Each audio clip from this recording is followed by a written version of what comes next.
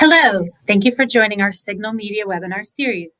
I'm Kimberly Underwood, Director of Digital News Media at AFCEA International Signal Magazine. Welcome to our webinar entitled Trusted Data Under Fire, Cross-Domain Security for DDIL and Tactical Edge Environments, which is sponsored by OWL Cyber Defense with Glasswall.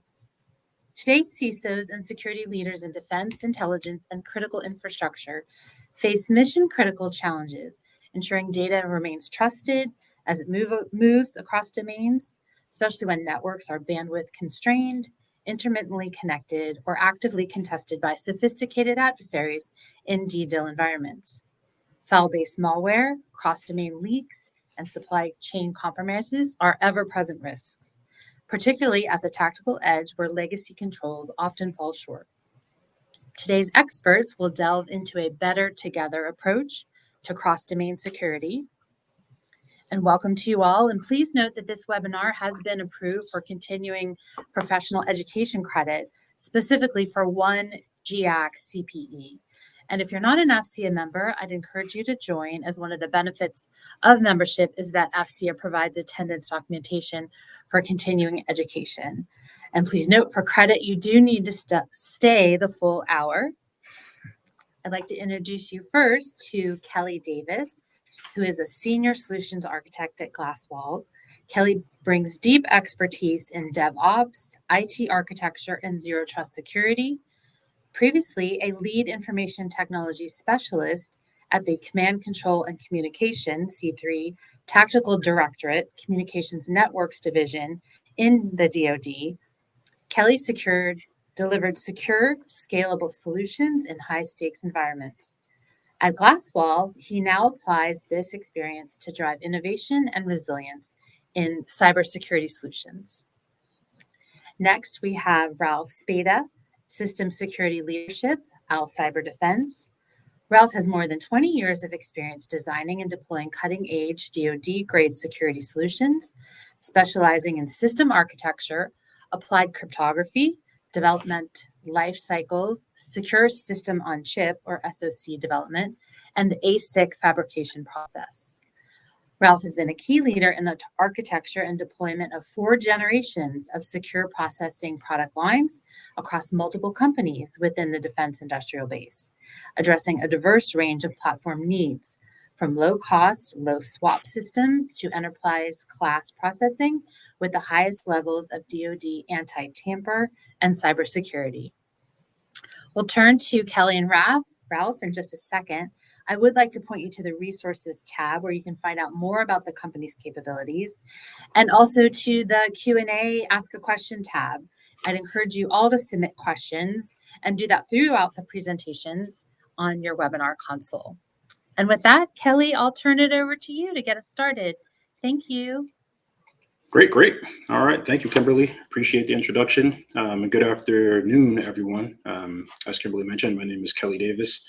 I am the Senior Solutions Architect at Glasswall, and thank you all for joining today.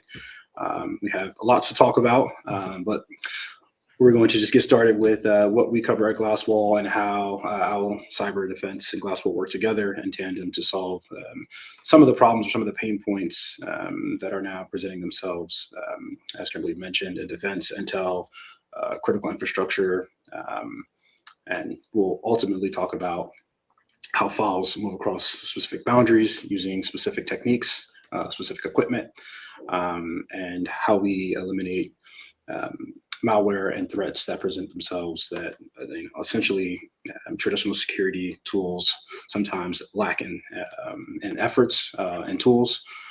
So without further ado, I'll dive right in. I'd like to provide with a bottom line up front approach with how I present and talk about these integrations here. So what I wanted to do is show you the combined architecture from a Glasswall CDR. I'll talk about what CDR actually means, but a hardware enforced transfer and the integration combined with Glasswall and OWL and what that ultimately looks like from an architectural standpoint. So as you can see here directly on the screen, there's a lot going on here, but smack dab in the middle, what you see is a specific gateway or a diode. This can essentially be a physical piece of equipment that handles the pass-through from receiving content and passing through to an additional network or boundary on a totally separate side. So what I'll do is I'll start from the top left, and then I'll work my way through to the right side. But just before I do that, the middle portion of the physical equipment, the diode or gateway, this can be utilized on either side of the coin, right? It doesn't necessarily have to be utilized in the middle. It can be a pre-process, or it can be utilized post, or it can be utilized end line here in the middle. So what I'll talk about is how this actually works from this architectural standpoint and from this diagram. So we'll start at the top left. Number one, as you can see, there is a CDS import. This is essentially where files arrive from a source system and an external system or external partner. This essentially is on a low trust side delivery or retrieval. So this can be a document, an image, a media file, a CI/CD artifact. And essentially, once that file is received, this is where Glasswall sits. And Glasswall, essentially, what it does is it validates that file and rebuilds it using a specialized technique called CDR. And CDR stands for Content and Disarmament Reconstruction. And just short and sweet, it's aligned with like a Symantec verification, but not necessarily. I'll dive into what it all contains later on in the presentation. But then we'll dive into part two here, where this is where Glasswall takes that specific file and transforms it into a non-complex format. And this is essentially a sizzle format or an XML format. It's just a readable data format. And this is essentially key for the key players like OWL, a DDIL, where they can inspect the specified verified structure to ensure that it meets a specification or a classification requirement. And then you get on to the other side after the pass-through of this verification check or the Symantec check through a diode, and you have the Glasswall sitting on the other side. And this is where we take that structured XML format, and then we we reconstitute it back to its format. So using that hardware enforced and physically one-way transfer, we then verify the sizzle and rebuild it back to a known usable file format. So we get it away from that raw XML. And then lastly, there's one more verification or Symantec check, and then we deliver it out to its destination system. So I like to call this the belt and suspenders of the cross domain. So we're checking everything, ensuring that everything is hooked and proven and clean on both sides of the boundary after the ingestion. All right. And then I'll just get on to the next side here. So as we just previously saw, there's 5 steps. Just so we won't forget, Glasswall handles the content trusts, OWL handles the transport trusts, right? And we'll get into what the cross-domain file security problem or pain points look like. And this is the reason why solutions like Glasswall and OWL exist in this ecosystem. So we all know that organizations must move files across domains, right? This is not an option. This is guaranteed in our ecosystem today, right? So, and it's especially prevalent in DDIL environments and the various ecosystem partners that we all work with every day. So in those DDIL environments, we know what happens, and we know the specific tools that we use, sometimes can fall apart because there's no connectivity. You can't trust on the actual systems working as they would be when they are connected to specific coalitions or enterprise networks. So that's a key point just to drive home here for that. But additionally here, there's some metrics that I would like to dive into, because this is essentially why we exist, and it's the reason why solutions like Glasswall and OWL partner together. So if you think about malware and how it's generated these days, I'll just dive directly into it, right? It ties into the AI generated malware and how that's accelerant in these last couple of months. And it essentially makes things worse. In the past, I would say about 90% and upward of malicious content is unknown to antivirus. Now that number has grown, and we obviously can't put a finger on where that gap is or how that gap is looked at today's date. So I like to call it a canyon in a way, because it's just ever growing and we obviously can't pinpoint it. So let's just dive into the actual tech, and we'll get into the solutions afterwards. So we all know that problem, right? The existing technologies rely on detection. So if you think of your AV firewalls, they protect you against what you already know in this capacity. And this essentially that can be a staggering point when you're vulnerable and you're in those DDIL environments, and that window and that gap widens, right? So on average, from when I was in support of specific systems, it would take an average about 18 days to receive a antivirus data signature update from a vendor. You take that into your system.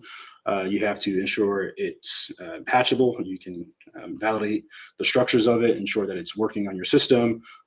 There's specific control boards that you have to go through. And while all that is going on, the gap widens, right? So you're looking at that 18-day gap. It's turning into a month after that, and you're finally delivering a patch to a system where now the gap has widened, right? And that's a problem. And I know we have these specific solutions like sandboxing, where you're supposed to use them for sophisticated malware these days, right? But once you're inside the network, sandboxing can be kind of slow in a way. But we'll talk about why it's slow and what the efforts are for the malicious attackers and how they can weaponize the sandbox environment as well. So, all right, great. What we'll talk about now is the zero trust, how zero trust applies to the file security. And I know for a fact that there's a published specification on how you should adhere to the zero trust architecture and the zero trust framework. And everyone talks about zero trust for network and identities. But what about the files themselves, right? And the data. The data exists across all of the pillars, and not just the network or identity management and credentials. But I'll dive into the left side of the column first, and then we'll get over to the right side. So off the bat, we know policy decision points and what that all entails. It's being able to control those policies, being able to designate how you look at specific content, how you phrase the specific content, or how you imply implicit trust across specific documents at any given time. And if you think about least privilege and content, by default, we obviously deny active content that's coming into an organization. But then you have the specific content like macros, scripts, embedded OLE objects, and that's where the policy decision point comes into play, right? So you can designate per mission need, per user, per policy, how to deny and how to counter destroy specific content or malicious content that's coming into your organization. So this all ties into how we do things like Glasswall and why our approach is, essentially deterministic, and it's a prevention method outside of the waiting and the detonating or relying on a signature to ensure that files are safe. So if anything, this maps directly back to what the data pillars and the zero trust framework and has been published and how that aligns. Okay. All right. Now this gets into the bread and butter of the solution from a Glasswall perspective, and this is a zero trust file protection, right? So this is what Glasswall does, and this is what content disarm and reconstruction, CDR for short, means, and is exactly what this is. So instead of looking for malicious content from a Glasswall perspective, what we do is we take a fundamental approach. This is a completely different approach, and we treat every file as untrusted. So this is a full stop. If a file crosses into a specific boundary, or if a file is being utilized in Glasswall's presence, we treat that file as untrusted. And what that means is we rebuild, we validate, we rebuild, and we clean each file back to its known good specification. So if you think about a Microsoft file or a PDF file, these specific vendors publish a specification on what this file type should look like and how it should operate. We utilize that specific specification and rebuild that file back to that known good specification. So at the end all be all, no threats can exist if you are utilizing this capability in that fashion. Next is there's obviously no signature updates required for this. So you don't have to worry about downloading specific patches. You don't have to worry about waiting for a specific vendor to provide that data signature update. This just works out of the box. And I'll just go off on a tangent really quickly and give you a real world scenario. So I believe about 2 months ago, there was a specific vulnerability in the ecosystem that presented itself from a specific document type, and it required an immediate patch. And that patch obviously took down a few systems, a few networks, and it left a few partners in the ecosystem vulnerable at that point. But the partners that obviously had Glasswall in their systems or in their pipeline at that given point, they would obviously give us a call. Hey man, hey, am I protected? Do I need to worry about receiving a patch from this vendor? What does this look like from a Glasswall perspective? Can you provide me some analysis and understand how Glasswall is protecting this known data structure from this malicious attack? And from our research, from understanding what the file type was and the specific patch that was released in the ecosystem that uncovered a vulnerability that existed in the past, was now reintroduced to the ecosystem. But the way Glasswall rebuilds files back to the known good specification, we were able to remediate that 0 day without having to rely on a patch or a vendor database entry. So that just proves how we handle threats in 0 days in this capacity. And then there's some other key points on this slide here that I'm going to hammer home on. So sub-second processing. This is our staple here. We ensure that we clean files in less than a second, right? So this is proven data. If you need some data points, I can obviously provide you with those outside of this forum here, but this is what matters for us the most, is how we protect and how we scale and how we ensuring that you're protected and not relying on other tools to get you the what you need.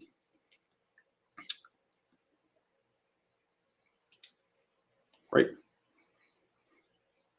All right, and this is a slide here that speaks for itself. It's essentially how Glasswall remediates the risks, and it's a 4-step patented approach. I'll start by hammering home on the first step here. So it's the inspection. This is what we do. We break down each file to its constituent components. So we validate every structure, every stream against that vendor spec. So we ensuring that we're taking a piece of that data layer, that data structure, and we're parsing it and we're pulling it up against that vendor spec and doing a 1-for-1 match. And then anything that's unknown or that doesn't conform to that repaired structure or match the specification, this is where the rebuild comes in. This is where we will rebuild this file back to that vendor specification, and then at the same time injecting your usable data back into the file. And then there's the third step. This is the clean phase here. So all the high risk active content based on your policy decision points that we talked about previously. So macros, scripts, OLE objects, acroforms, anything that gets removed based on a configurable policy that you control, that you allow. This is where you can decide on if you want to keep or if you want to remove from the file. And in the space that we all work in, we know there are specific forms. For instance, there's a DD8 2875 form, right? That requires a digital signature when you're operating. So that can be a policy decision point where you then control you ensure that that specific Aquaform or that digital signature is allowed within your organization. And then everything else is obviously scanned, cleansed, and then rebuilt and put back into the structure. And then lastly, this is the semantic check right here. So this is where we confirm the file's integrity. So we ensure that it meets the true file type detection. It is a PDF file, is exactly a PDF file as it comes in. And we uncover if it's not a PDF file, we'll flag it, detonate it. And this is what comes out on the other side. So a safe, fully functional file. And this is a patented process. This is our flagship. We're not stripping features or flattening a file. This is a level 3 advanced CDR capability that we provide.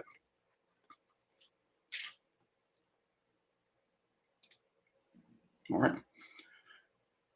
Great. And I'll jump back to the previous. So this is the bluff slide that I initially showed. I think it was slide 2 about how we transform files.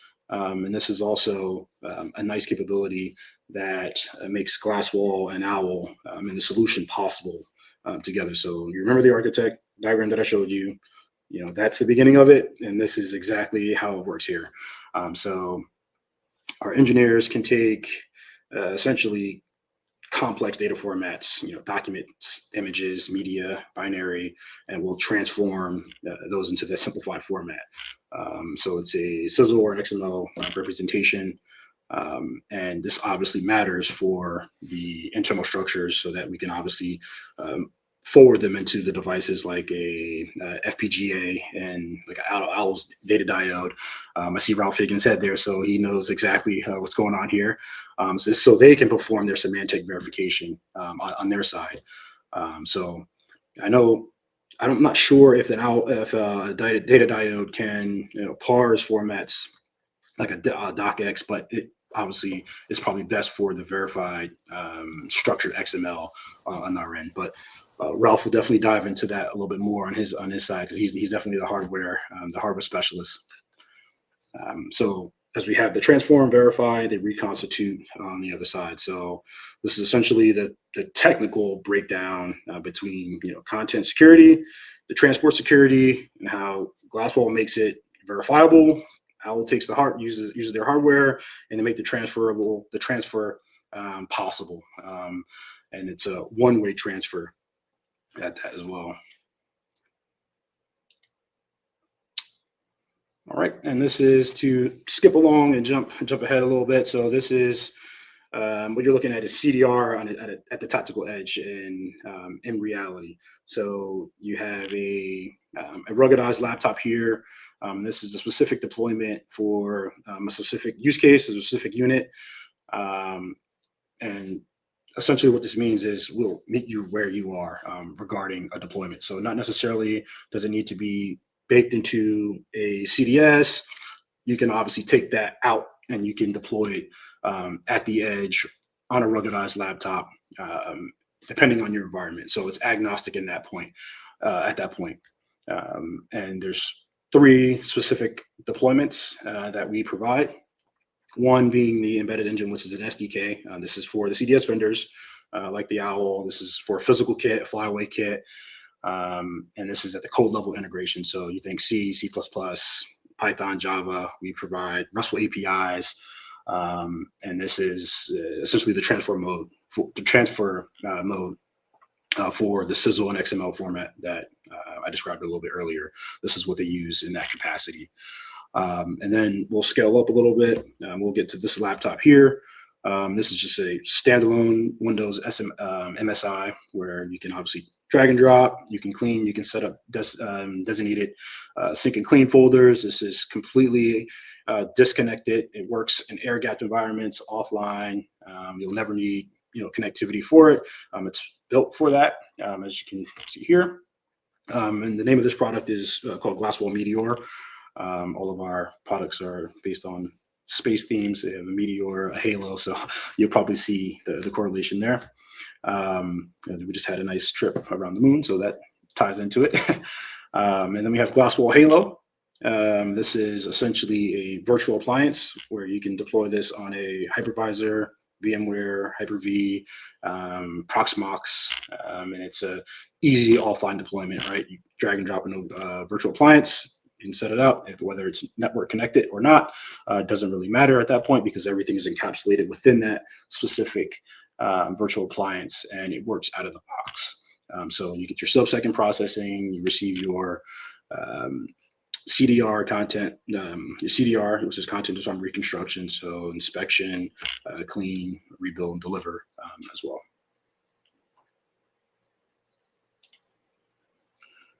Great, and I'll move along here. As you can see here, this is a DDIL ready deployment map. It speaks for itself right here. So every one of those API nodes that you'll see on the screen here, DAF, Navy, Army, the Tactical Edge, SATCOM, satellites, the brigade combat teams, they're all at a trusted boundary that Glasswall can be deployed at and can sit at. So file type detection, it's all built in. It's rapid, flexible deployment, self-sufficient. There's no phone home within it. You can be utilizing air gap and disconnected environments. It's designed for that capacity. And API standards, right? So it's modular, so it's plug and play with any air carrier strike group or whatever that may be. It can be deployed in every single facet. And I'm coming up on my last two slides here. And this is just to hammer it home here, right? So we're proven in production. Glasswall has been around for about 12 years. And our credibility speaks for itself. Like, we're the top rated file content, malware content filter evaluated by the NCDSMO, it's National Cross-Domain Technical Forum. So they evaluate all sorts of CDR vendors and specific technologies, and they've rated Glasswall as the top improvement for this capability. So we are NSA mandated, RTB mandated, and we adhere to all the standards that are out there. So the NIST STIGs, the DoD ATO certified, the NIST compliance, you name it. There's also a little excerpt here on the bottom. There's been some use cases that I can, some questions that I can answer about the use cases and scenarios where detection-based tools, I wouldn't say necessarily failed, but there were some gaps where Glasswall has been called upon to remediate specific threats that were unknown within these environments. And then lastly, this is just real world scenarios, right? We can be utilized in every capacity here. It's on the screen. If there's an ISR, sensor analyst that needs to integrate this capability into their pipelines, they can do so. If you need to get deployed on the ships and subs, this can help in that capacity. Classified to unclassified, data release, we help in that capacity as well. So yeah, I believe that's essentially the end of what I have to discuss and show and talk about today. So yeah, I'm always open to answer any questions if there are any questions in the chat. But without further ado, I believe I will be passing this over to Ralph at OWL. Thank you, Kelly. And we'll go ahead and flip the charts over. Yeah, and thank you really for the introduction. My background is primarily in hardware security. Built a lot of very, very secure boxes, which increasingly we can't just take our nation's secrets and bury them in a box somewhere. Increasingly, and that's kind of the challenge I want to get into.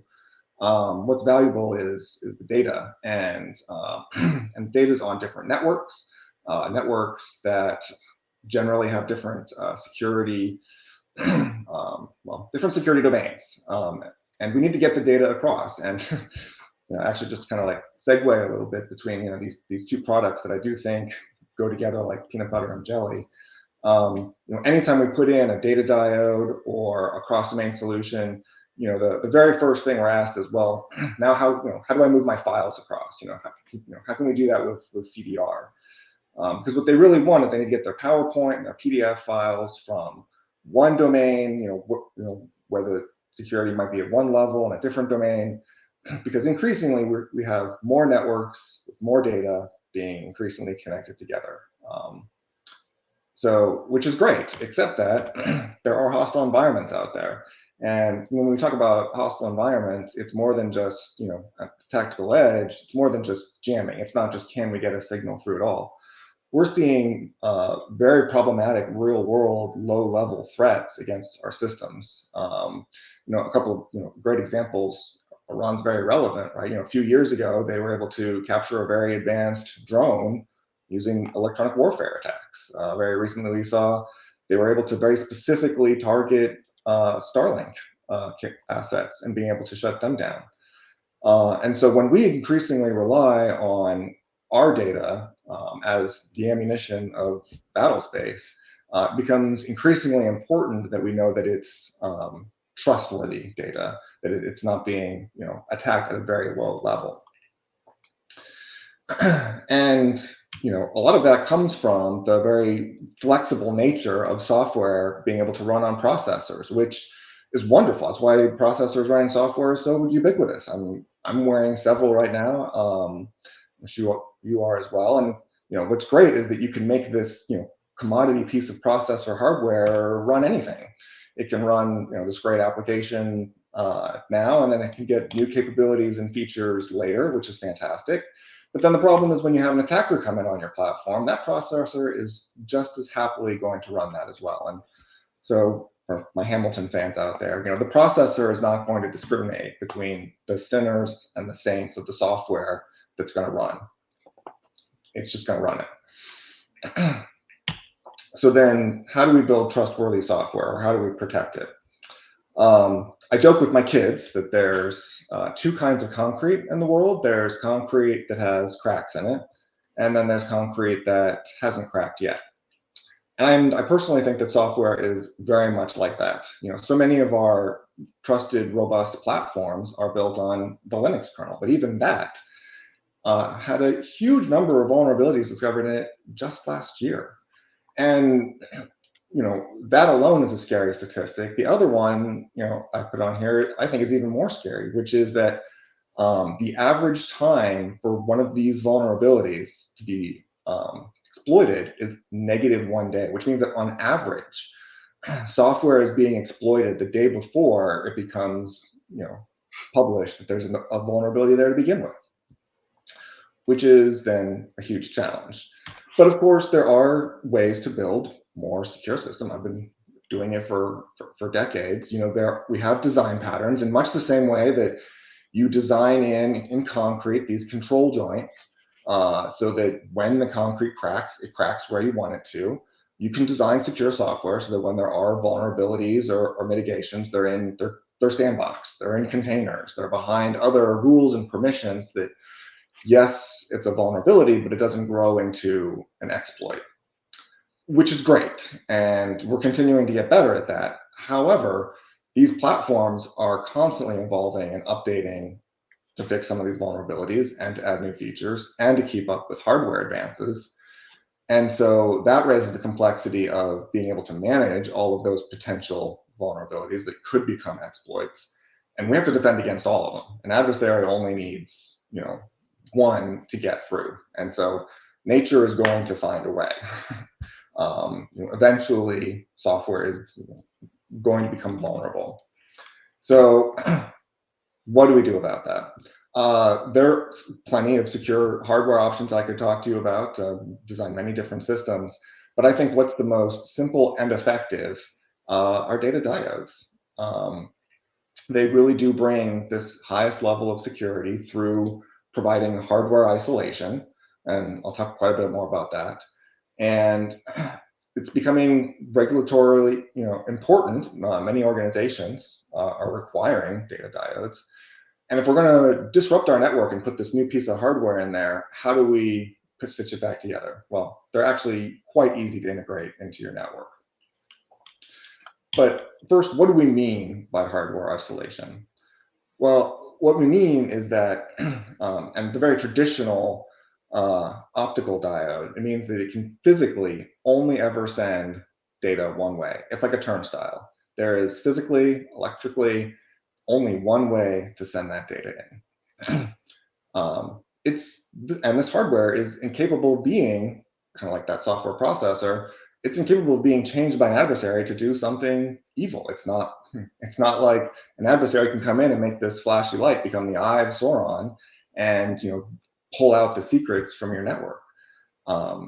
So that is truly the value and the simplicity of using hardware to then protect the edge of your network. And that's why so many regulatory agencies are making it a requirement to have a data diode at the edge of a domain. So whether we're talking about nuclear or high national security, DoD, Intel, or in the commercial space, the most protected cyber vaults, to have that business continuity and actually be immune to ransomware attacks, they're built behind data diodes.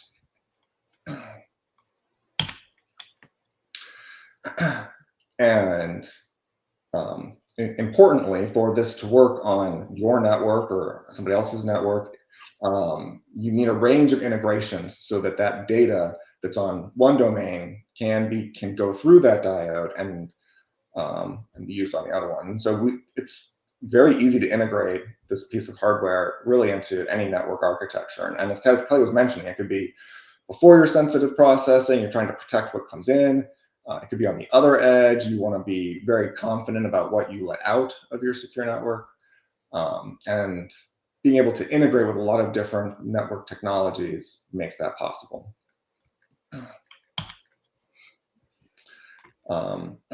And we do a lot of rigorous testing on our products over almost 25 years now, building data diodes. And so it's been tested by a lot of different agencies, and not just for security, because the security is pretty simple and straightforward, but how it integrates into an overall network and does have that integration.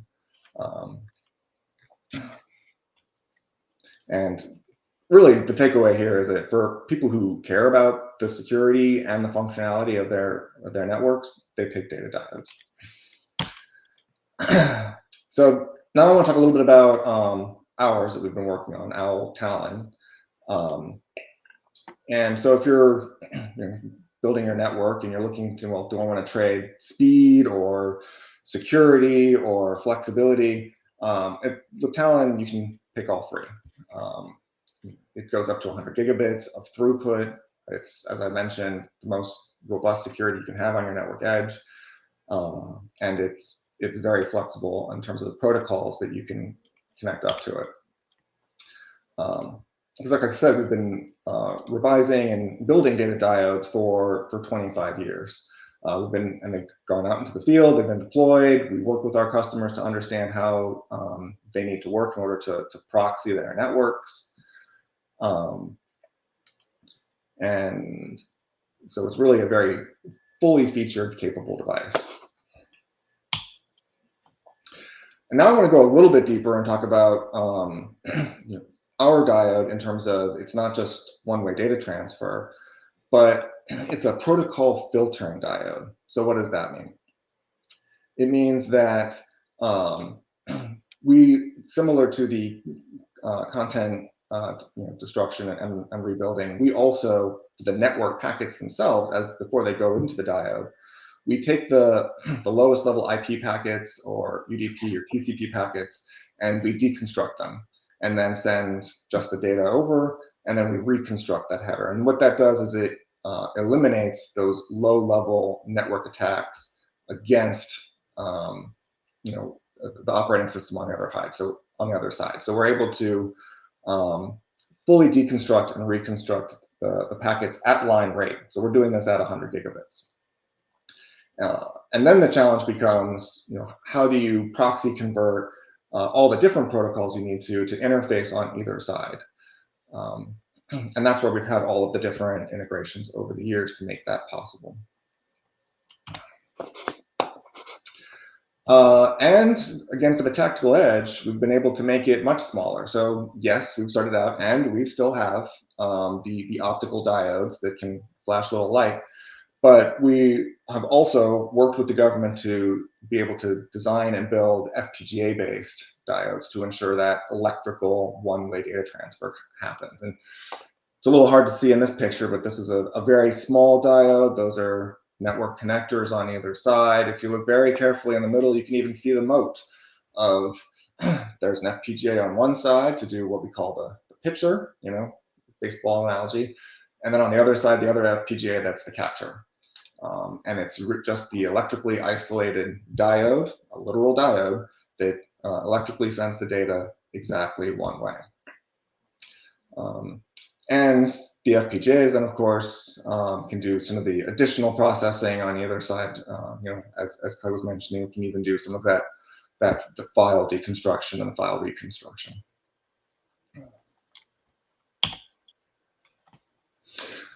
Which leads us to, again, kind of wrapping up here with kind of the overall integration perspective.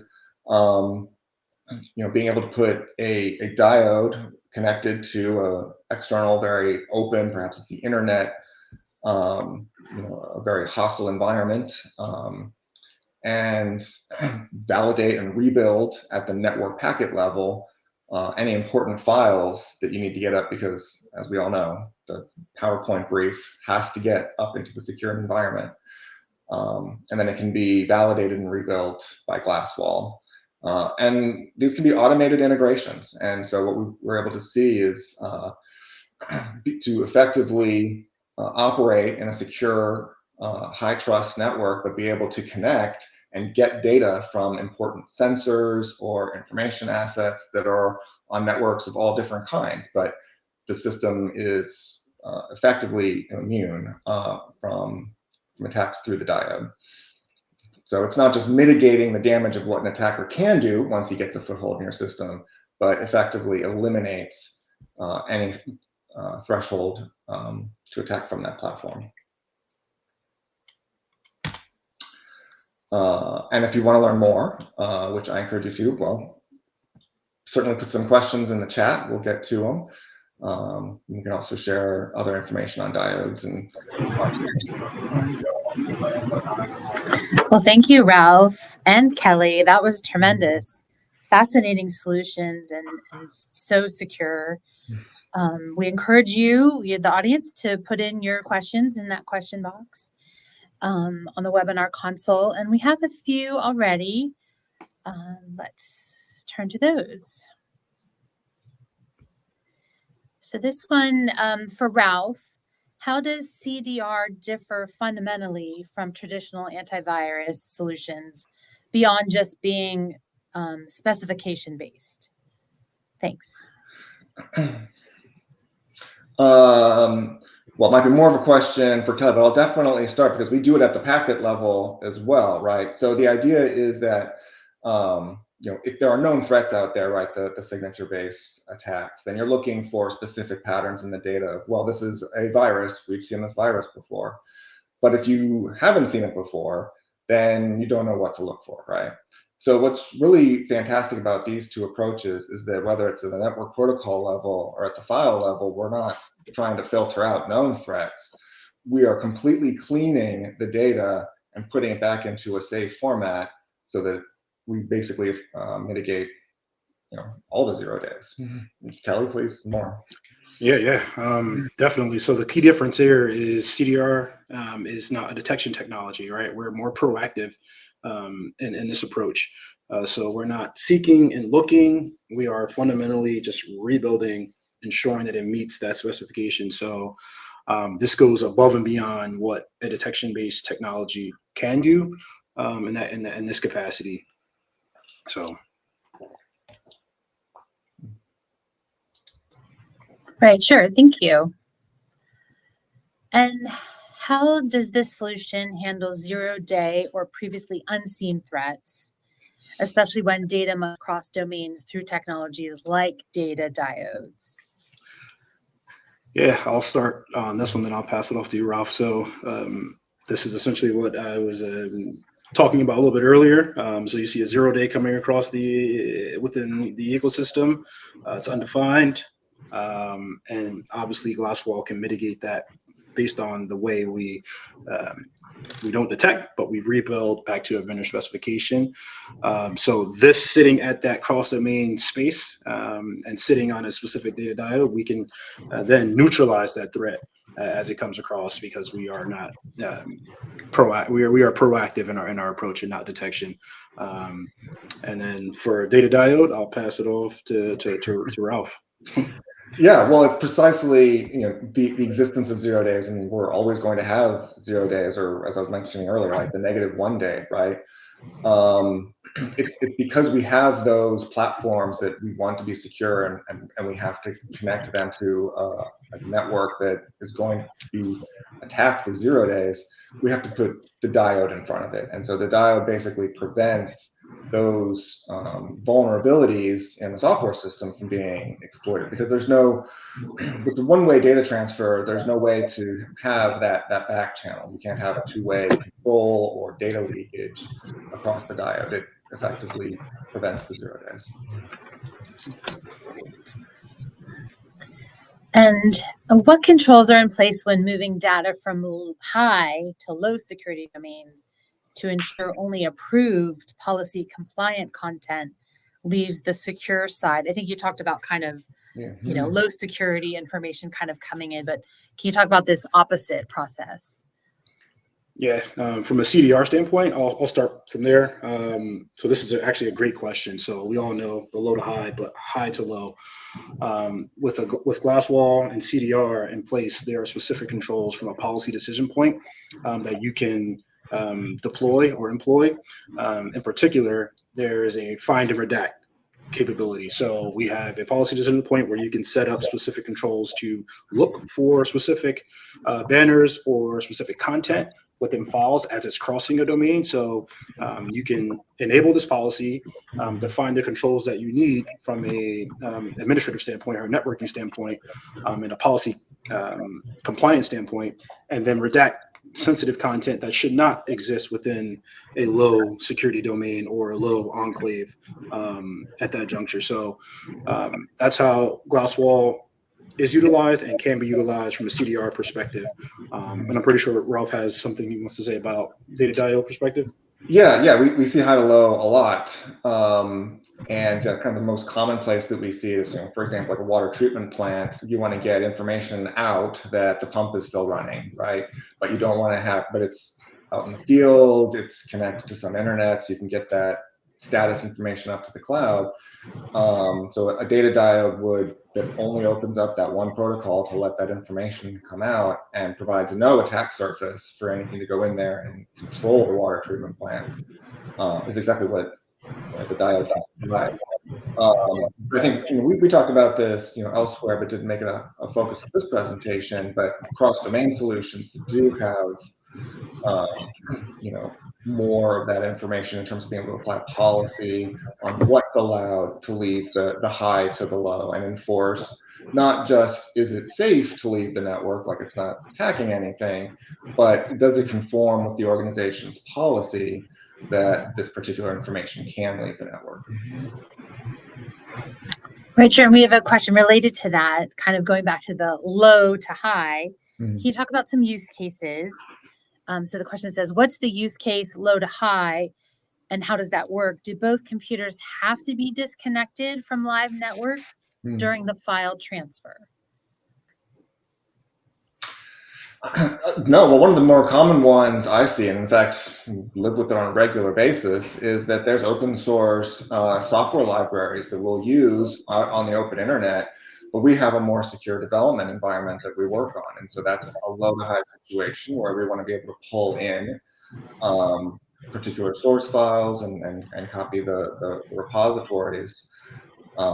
And Diode works great for that. And so we can't disconnect the internet from the internet. We want to have our development environment, and the right benefit of that Diode is that we can keep them live connected and automatically get those files transferred. Sure. And Kelly, I don't know if you want to share any use cases. You probably have many of, low to high kind of on that file transfer aspect. Yeah, I mean, the computers don't necessarily have to be disconnect it from live networks to ensure that the file transfer is working. It can be in that local area network or whatnot, as long as you saw on the one of the slides I had there, where there's a specific laptop that was had Glasswall Meteor deployed on it, and that was actually deployed into a local area network where we were connecting to various nodes to ensure that files that were coming in through USB ingestion on that specific laptop were then cleansed and then passed across to that local network to a sanitized location. And then from there was an upstream to a specific cloud, a sensitive cloud area. So there was Glasswall on both sides, but you don't necessarily need to be disconnected from a live network for it to work. Right, sure. And then for organizations that need human review before leasing any data, how does this architecture or the solution support a prepare for dissemination process, kind of tracking approvals and enforcing policies before anything crosses to the diode? I don't know if you want to touch on that one at all, Ralph. That's a...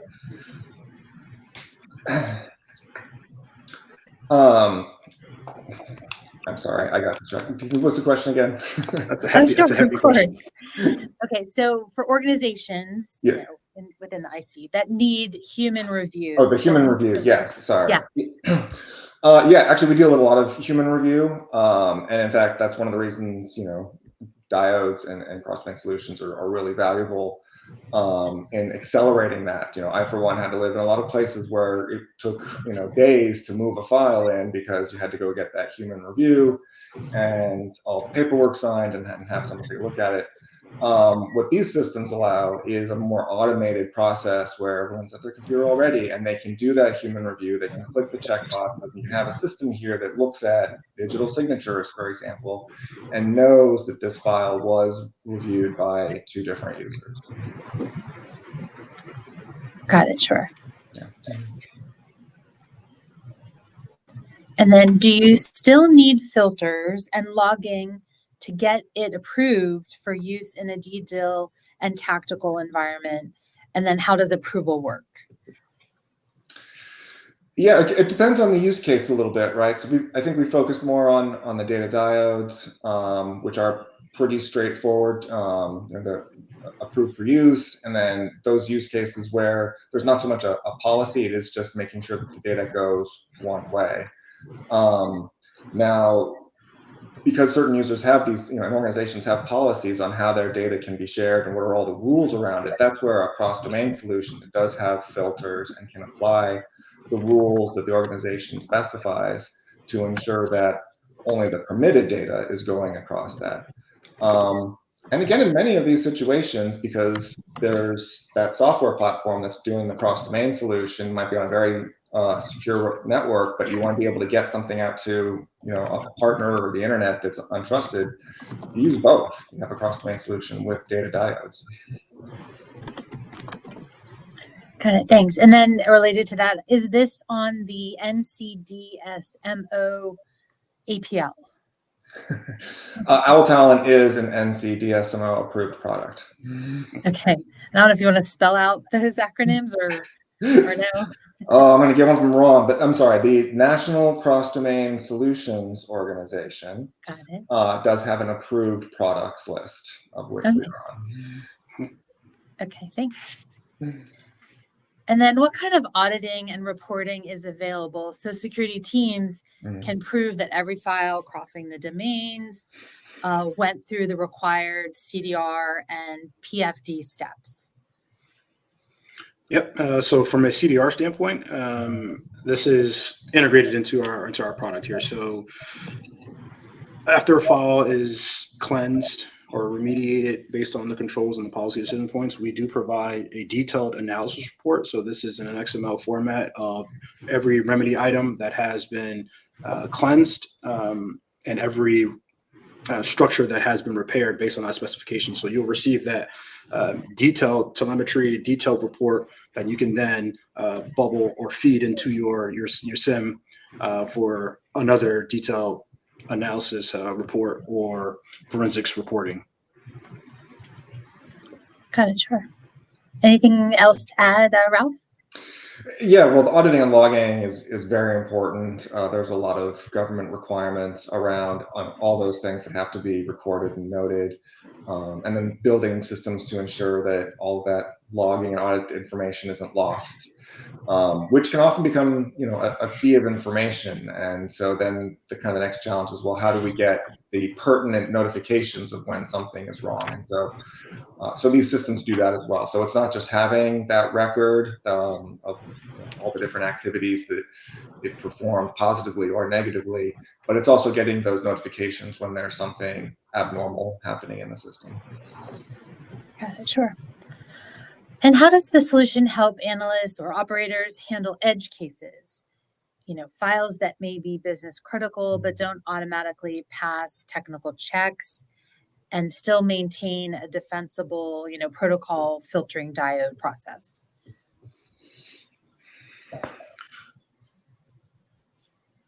Want me to lead off with that one?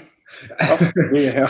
Yeah, well, the two-person integrity is kind of the good fallback situation for that. Really, in all of these systems, there's usually there's some sort of a mechanism where if we can't have that two-person review of the content and say, yep, this PowerPoint brief, it's got some language in it that maybe we shouldn't have in it, but we really need to have that presentation deck today. And so there's the two-person review and the digital signature approach. There's a way to tell the system that yes, this data is trustworthy. Yeah, and I guess the real world example for me is if ever I do receive an RFI or an RFP or whatever that may be, or from reviewing something, I automatically lean towards processing it through Glasswall to then understand what this file may have released, or what this person may have released, or this entity may have released without knowing they have released specific business critical information, and then I'll give them a warm nudge and say, hey, you may want to have another review or process this specific document or file prior to releasing it out of your organization. But yeah, as Ralph mentioned, two-pronged approach, two-person approach, key. Okay, here's another one. In architectures that combine CDR with data diodes, where does each technology add the most value against zero-day threats? This can go either way. This can be this can go pre-diode or post-diode. Well, and they work together, really. That's the value. The question is, what kind of 0 days are we talking about? Is it something in the platform like Red Hat, or something in a networking stack, OpenSSL? Is it that kind of a 0-day threat, or is it like in the application vendor, right? So data diode lets a file go through like a PDF or a PowerPoint that has to be there for that presentation today, and those 0 days are mitigated with Glasswall. Right, sure. And then how does the solution operate fully in disconnected or air-gapped environments? Yep. From a CDR perspective, everything is encapsulated and built into the solution. When you talk about or you look at the cross-domain space, from an SDK perspective, we provide libraries, and these libraries don't necessarily need to be calling back or reaching out to the internet to receive updates or receive patches. It's all built as it is, as an SDK. So it can be utilized and it's fully functional in these disconnected environments where you are building your encompassed solution around it. And then when you scale it, it can also be used in these air-gapped environments from a virtual appliance perspective, as an encapsulated server. And then obviously, as you saw, an MSI in a disconnected environment, you can operate in that environment as well from a CDR perspective. Mm-hmm. Yeah, and I want to add on to that, and especially air-gapped networks. I've worked on many over the years, and I think the Stuxnet virus is a great example to show that you might think that you're air-gapped and protected from threats, but the reality is if you have humans using your machines, there's a vector in there somewhere. And so personally, I recommend and appreciate, don't air-gap the network. Control where the data is going onto the network with something like a data diode, so that you can turn off all those other interfaces of where your organization is bringing data eliminate the USB, eliminate the removable media. Those are just as big a threat when you're trying to be air-gapped as an actual connection to the internet. Got it, sure. And any last remarks from either of you?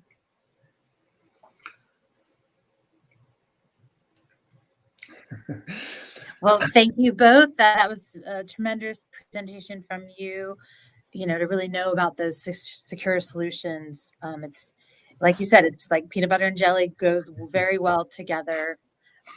So thank you, Kelly and Ralph. Thank you to our viewers for submitting questions. For any that went unanswered, Al Cyber Defense will follow up with you directly offline. Don't forget to check out that resources tab where you can find more about their capabilities. And as a reminder, this webinar was approved for continuing education credits. And for FCA members, we will provide attendance documentation for your CEUs. And for staying the full hour, you will receive the credit. Thanks, Kelly and Ralph, for presenting today. Thanks to all of you for joining us. You can continue to link to the archived version of this webinar and also see previous Signal webinars on FCA's Signal Magazine website, www.fca.org/signal/webinar. Thank you, Ralph and Kelly. All right. Thank you. Thank you. Thank you. And this concludes our Signal Media webinar. Thanks again.